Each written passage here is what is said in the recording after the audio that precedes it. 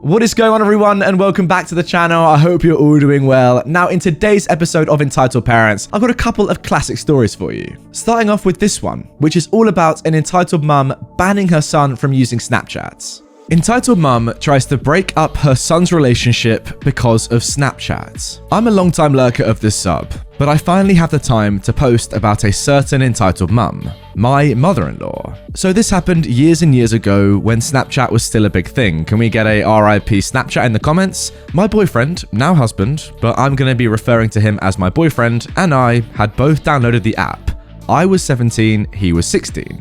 So something you need to know about my mother-in-law, the entitled mum of this story, is that she basically used to rule her house with an iron fist. Her husband and sons would always cave to her, and she would throw a fit if something didn't go her way, or if she was told she was wrong. She was also a helicopter parent. So this was one of the first times that I showed my boyfriend that I could stand my ground against her. So my boyfriend and I had been dating for a few months at this point. One night we got into a steamy exchange and started using the app to send each other selfies in our underwear. We weren't fully nude. That is, until my boyfriend suddenly stopped responding. The next day at school, my boyfriend told me that his mum had barged in on him and taken his phone away. He said she caught on to what he was doing and that no son of hers was sending nudes to an adult. Again, I was 17 years old. I then start getting texts from my boyfriend's phone and they sort of go like this. Hey, this is EM. I've taken my son's phone away because he was sending nudes to you. I want you to break up with him. I just replied, no. I leave it for that and go to class. I was pretty angry at this point. Mainly because she felt entitled to interfere in our relationship because we teens did something sexual. She then tried to call me several more times, knowing full well I was in class. I just ignored it. When I got home from school, my dad said he needed to talk to me. Apparently, the entitled mum called my dad and told him the whole story, saying how I had seduced her precious boy into sending me nudes. Dad, who is a conservative Christian, asked if they were really nudes, because he wasn't buying it. I explained that we were just in our underwear. My dad said he didn't care because that's the same thing as seeing each other in our swimsuits. Then he told me that the entitled mum tried to bully him into having me break up with her son, but he said that was ridiculous. I was pretty furious at this point. So, the next time I was over at my boyfriend's house, his entitled mum ripped into me. Here's how it went. How dare you send my son nudes? He's only a child and you're an adult. Don't you realize how creepy that is? I'm neither an adult nor did I send nudes. Also, he's only a year younger than me. Are you listening to yourself right now? Don't talk back to me, you female dog. You're a bad influence on my son. Why don't you just break up with him? I don't want to break up with him. You have no business in my relationship with him, and you're not my mother, so I'm not going to take your advice. Well then, give me your phone. I'm going to delete that god-danged app so this won't ever happen again. You're not my mum, so I'm not giving you my property. The entitled mum is enraged at this point, but I just walk away. I tell my boyfriend everything, and he gets angry and threatens to run away to his grandmother's house. His entitled mum then lets the whole thing go, but is still very icy to me. My boyfriend downloads the app again, and we're now a lot more careful about using it. There are actually a lot more stories about this woman, but that's it for now. To be honest with you guys, I actually don't think the entitled mum in this story has done that much wrong. Yes, she's obviously gone a little bit overboard and, some of the stuff she's saying is a little bit outlandish and unnecessary, but overall, she's just looking out for her son. I don't really know why she's putting the blame on you, OP. Ultimately, yes, you are a year older than her son, but come on, 16 and 17 is pretty much the same age, come on. But still, maybe I'm giving her too much credit here, but ultimately, her son's done something that is potentially dangerous, sending not fully nude, but, half nude pictures of himself online, which is, not a good thing to be doing, let's be frank. And she's just, a little bit worried about, why he might be doing that and what's sort of going on there. You kind of need to look at it from her perspective in this one, I reckon. Ultimately, it's not your fault that her son is sending images, that's for sure. It's definitely his fault. He has the choice to either stay in a relationship with you, break up with you, or not send you images, that sort of stuff. So I don't really know why she's blaming you for it and why she's asking you, demanding you to break up with her son. Surely her son could just break up with you if that was, what she really wanted and what he wanted. But overall, I don't know, I'm kind of inclined to let this one slide a bit because, you know, it's just the mother going overboard, but doing what's best for her kid. I mean, look, maybe I'm being a little bit, cringy, safe, too much, strict, whatever. But ultimately, it's two minors sending half-naked pics to each other. It's not the best thing to be doing, is it? And you kind of want to say, let's not do that. She goes a little bit too far, as I've said, but I think she's on the right lines. Now for our second story, my entitled mother tries to steal my birth certificates. So, some background. I don't get along with my mother. She's racist, homophobic, transphobic, and Islamophobic, among many other destructive characteristics. That is quite the list. Now, considering that I'm a queer, agender, black Lebanese person, it didn't take me too long to start disliking her. She continuously dismisses my racial issues, like being profiled while shopping, and refuses to use my correct pronouns. There's more, but this is all that's relevant. I'd rather not bore you with all the unfortunate events that is my life. So in June 2020, I get kicked out for going to a BLM protest, which was right after my birthday, the very end of May. I've been on my own since. Well, fast forward to February of this year, I'm in my own apartment, working full-time and taking the necessary steps to start college. Sometimes important mail is still sent to my mother's house, and since I don't want to give her my address, I'd go pick them up every once in a while.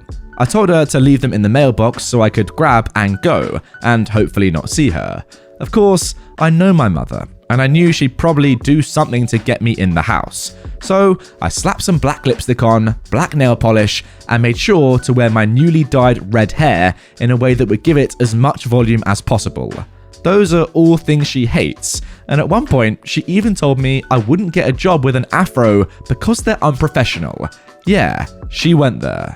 So I pull up in the gayest outfit I could find, and check the mailbox. Nothing. No surprise there. I knocked on the door and asked to collect my mail, and despite me calling ahead of time and telling her to get it all together, she hasn't even located half of the items. These items include W-2 forms, monthly car insurance and car payment invoices, as well as my $600 stimulus check.